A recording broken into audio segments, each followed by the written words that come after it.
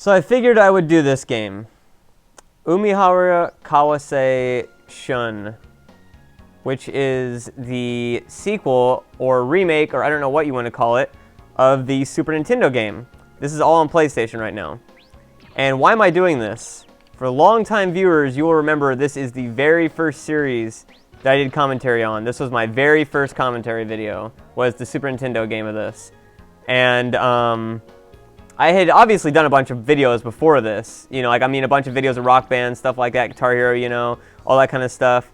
But this is the very first commentary video I put up on YouTube, was me playing Super Nintendo with this. And I've actually gonna have a link to it in the info or in the annotations likely, and if I don't and I forgot, just go look it up, because it's kind of interesting to see how much my commentary style has changed since I made that video. Because when I originally did these videos, when I first started out with them, I was thinking that people would not like me going all, you know, like basically being myself, is whatever that sounds like, basically, like, you know, going crazy and saying dick and fucking suck a dick, need a bag, and fucking goddamn pork chops, everything else, you know. And I thought people wouldn't like that.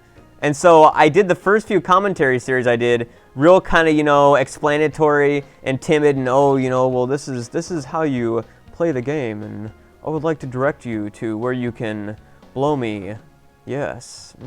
Except I didn't even say that. And then, of course, the infamous bleeping of, like, the first half of my videos, because, you know, I got them flagged because people didn't like cursing and all that stuff, you know. And, yeah, so it's just kind of interesting, you know, that it's been, I think, over a good year, maybe even like 2 years now, since I've been doing commentary videos for the main portion of my channel. And so, yeah, it's been pretty interesting. So I thought I'd just kind of do this as a little tribute to it, you know, as a little looking back on things, you know, just a little nostalgia. And so, yeah. But for those of you who don't know what this game is, this is a game where the purpose is to suck 57 dicks. No, I'm kidding. The purpose is to, basically, you are somebody that is really proficient with a fucking fishing hook. That is basically the story. No, your entire purpose in this game is to basically not die like that. That's not the purpose. But you are a chick that is going out and fishing and stuff like that. And you're going to make a big old soup, from what I've remembered of this game. However, contrary to what you probably think off the drawing design, the character and everything else like that, this isn't like, you know, some fucking little kid stuck in Wonderland or whatever. This is apparently, I think she's like 19 or 20 or something like that. It's just the drawing style is all fucking super deformed, and so I was actually surprised when I found that out too. I was like, wow, okay, whatever. I made this joke in the first video, but I thought that she looked like fucking Susie Durkins from Calvin and Hobbes. But the objective, though, is you can go through these doors and everything else like that, and you can go through usually like what are called the easy doors and all that stuff, you know, where you can usually take the harder route, and then you get shortcuts and stuff like that, and then you obviously don't have to go through as much of the game. Speedrunners may use this, and then of course there's some speedrun routes that make you go the full game all the levels, and so stuff like that, and that is not what you want to do. Thank you, fish. And the fish will kill you if they touch you. Some fish will just stun you, but most of them will kill you. If you hit a fish with your fishing hook, it stuns it, and then you reel it in, and then you put it in your big bag of tricks, and then it apparently gets cooked into fish dinner later that night. And your hook actually goes in 8 directions, and you can press up and down to like make it extend or shrink. That's what she or he or maybe both of them said.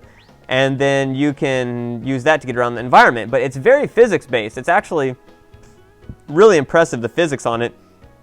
What's even more impressive is this originally was a Super Nintendo game with the same amount of physics. And so for a Super Nintendo game, this was especially impressive that something could have this level of physics. I mean, it was really, really fucking amazing for the time, but it never did come out in America. And so basically, you know, not really many people in America probably know about it.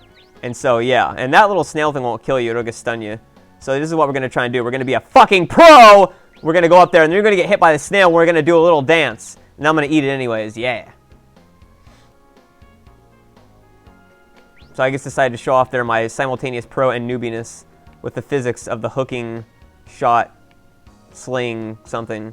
No! Oh, shit. Come here, you fucking snail.